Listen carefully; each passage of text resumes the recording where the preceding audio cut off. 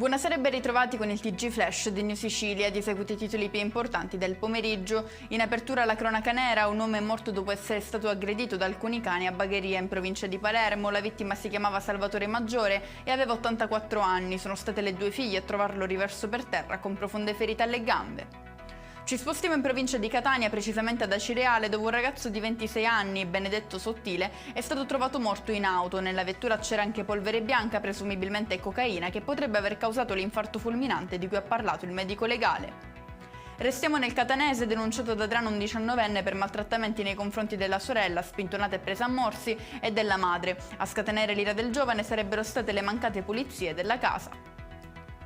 Nasce una piattaforma digitale per monitorare in tempo reale l'uso degli antibiotici in tutti gli ospedali siciliani. Questa è la missione del progetto, che intende connettere le 18 ASP in un impegno sinergico a tutela della salute pubblica.